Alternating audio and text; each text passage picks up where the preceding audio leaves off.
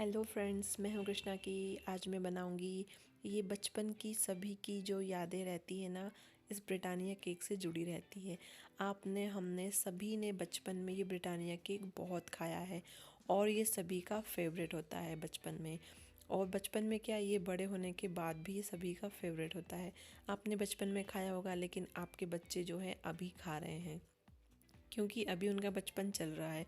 तो आप ये ब्रिटानिया केक को घर पर ही बनाकर अपने बच्चों को खिलाइए, बहुत ही शुद्ध और देसी तरीके से। तो इसे बनाना बहुत आसान है। इसके लिए हम क्या करेंगे, गैस पर एक कढ़ाई चढ़ा देंगे। मैं यहाँ पर कोई भी फैंसी चीज़ों का यूज़ नहीं करूँगी। यहाँ पर मैं घर में रखी हुई चीज़ों से ही इसको बनाकर तैयार करूँगी। उसमें हम यहाँ पर डाल देंगे नमक। ये नमक है, एक बार आप इसको यूज़ कीजिए और आप बहुत बार इसको यूज़ कर सकते हैं। तो इसको हम प्री हीट होने के लिए इसमें एक ढक्कन ढक कर के छोड़ देंगे। अब हम यहाँ पर बैटर लगा लेते हैं। तो उसके लिए मैंने यहाँ पर आधा कप शक्कर ली हूँ। घर का कोई भी कटोरी या कप आप सेट कर लीजिए, उससे सारा मेज़रमेंट कीजिए। 1 कप था ये, देखिए। तो मैंने इससे आधा कप भर के ले ली हूँ शक्कर और इसको फाइन पाउडर बना लेंगे। अब उसी कप से यहाँ पर 1 कप भरकर मिल्क लेना है, रूम टेम्परेचर पर रखा हुआ। और यहाँ पर मैं कस्टर्ड पाउडर का यूज़ कर रही हूँ, कोई भी फ्लेवर का चलेगा। 3 चम्मच यहाँ पर कस्टर्ड पाउडर लेकर के इनको अच्छे से मिक्स कर लेना है। जब तक कि मिक्स करना है इसमें कोई भी गुठली ना बचे। ये देखिए अच्छे से मिक्स हो गया है। तो अब हम इसमें जो शक्कर को पीस कर रखा था उसको ऐड कर देंगे और इसको भी हम अच्छे से इसमें मिक्स कर लेंगे। ये शक्कर का पाउडर ज़रूर है, लेकिन इसमें छोटे छोटे कण रहते हैं बड़े, तो आप इस तरह से इसको थोड़ा मिक्स कर लीजिए। उसके बाद हम यहाँ पर विनेगर ऐड करेंगे। तो अगर आपके पास विनेगर ना हो तो आप यहाँ पर आधा कप से थोड़ा सा कम दही का यूज़ कर सकते हैं। यहाँ पर विनेगर मैंने 1 चम्मच भर के डाल दिया है। ये नॉर्मल सिंथेटिक विनेगर है। उसके साथ ही यहाँ पर मैं 6 टेबल स्पून ऑयल डालूँगी। कोई भी ऑयल ले लीजिए आप, रिफाइंड, बस कोई स्ट्रॉन्ग स्मेल वाला ऑयल आप स्किप कर दीजिए। तो यहाँ पर 6 चम्मच भर करके यहाँ पर खाने का तेल जो होता है वो डाल लिया है। सनफ्लावर हो तो वो चलेगा या फिर रिफाइंड कोई भी चल जाएगा, लेकिन कोई स्मेल वाला जैसे सरसों वगैरह का, मूंगफली वगैरह का मत लीजिएगा। इसको अच्छे से मिक्स करके हम साइड में छोड़ देंगे। अब हम क्या करेंगे, यहाँ पर मैदा लेंगे। तो जो कप से हमने दूध लिया था उसी कप से अच्छे से भर के दबा दबा करके हम 1 कप मैदा लेंगे। मैदे को आप क्या कीजिए कि इस तरह से टैप कीजिए और फुल ऊपर तक भर लीजिए। अब इसमें 1 टीस्पून हम बेकिंग पाउडर यूज़ करेंगे और उसके साथ ही हम यहाँ पर आधा टीस्पून बेकिंग सोडा यूज़ करेंगे। तो इस बेकिंग पाउडर और सोडा को आप इसमें पहले ही डाल दीजिएगा मैदे में, और उसके बाद इस मैदे को इस तरह से छान लीजिएगा। मैदे को छानना ज़रूरी है फ्रेंड्स, क्योंकि मैदा आपका छनेगा नहीं तो आपका केक ना अच्छे से फूलेगा नहीं, इसमें एयर अच्छे से नहीं जाएगी। तो आप ध्यान रखिएगा कि जब भी आप केक बनाते हैं ना, तो मैदे को छान कर ही यूज़ कीजिएगा। बहुत अच्छे से हमने इसको छान लिया है। अब 1 चम्मच भर के मैंने यहाँ पर टूटी फ्रूटी ली हूँ। मेरे पास कलर्ड वाली नहीं थी, तो सिर्फ एक ही कलर था, ग्रीन, जो कि मैंने ले लिया है। ये ऑप्शनल है, आप चाहे तो ड्राई फ्रूट्स भी यूज़ कर सकते हैं इसकी जगह पर, बहुत ही अच्छे लगते हैं। इन सभी को अच्छे से यहाँ पर हमें हल्के हाथों से मिक्स करना है। आपको इस बैटर को बहुत ज़्यादा मिक्स नहीं करना है, हल्के हाथों से मिक्स करना है। और इस तरह से जब रिबन कंसिस्टेंसी में हमारा बैटर आ जाएगा ना, तो हम इसको बंद कर देंगे मिक्स करना। अब उसके बाद मैंने एक यहाँ पर केक टिन ले लिया है। ये लंबे वाला है। अगर आपके पास गोल हो, हार्ट शेप का हो, जो भी हो, आप उसमें ये केक बना सकते हैं। अब जल्दी से हम सारा का सारा जो बैटर है ना, इस केक टिन में हम जल्दी से ट्रांसफ़र कर देंगे। आपको ये काम फटाफट करना है और 2-3 बार इसे हम टैप कर लेंगे।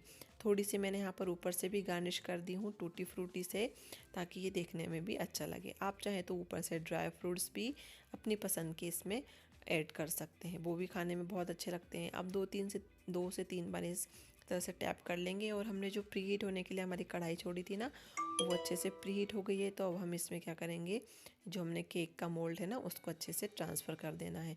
ध्यान से कीजिएगा, कढ़ाई बहुत गर्म हो जाती है, तो आप केयरफुली इस केक वाले टिन को इसमें डाल दीजिएगा और उसके बाद आप इसको अच्छे से ढक दीजिएगा। देखिए ये आधा ही है हमारा केक का बैटर, लेकिन आप जब देखेंगे ना केक बनने के बाद ये ऊपर तक फूल जाएगा।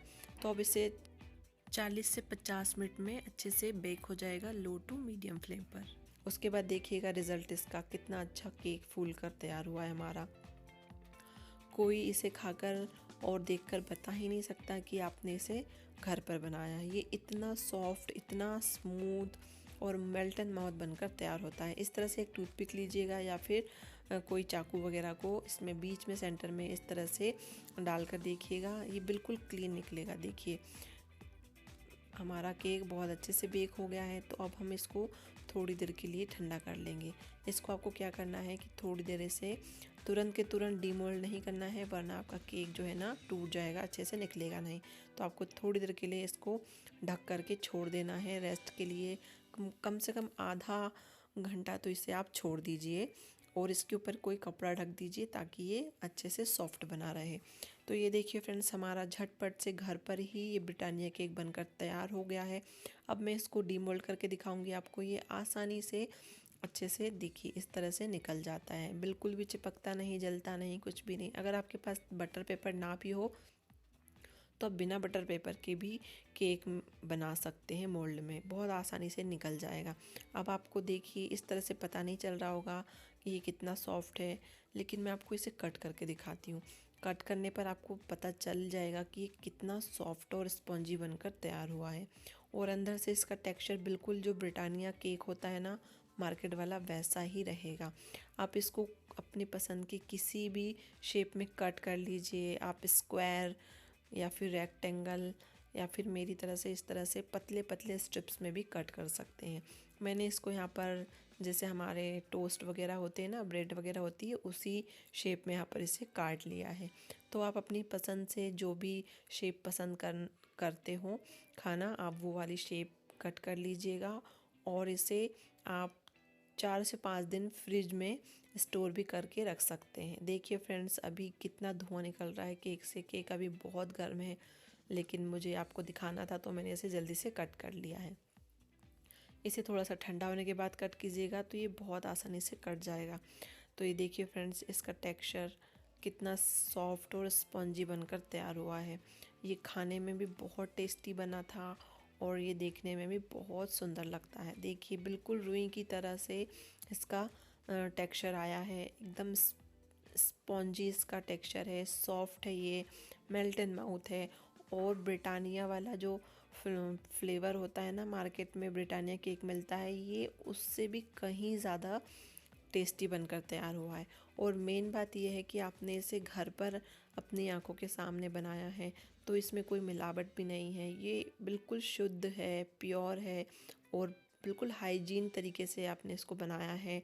इसमें हाइजीन का बहुत ध्यान रखा है। मार्केट वाले केक जो हमें मिलते हैं उसमें कोई हाइजीन वगैरह नहीं होती। तो फ्रेंड्स, मेरे कहने पर आप ये रेसिपी ज़रूर से ट्राई कीजिएगा। फिर मिलते हैं। Thank you for watching.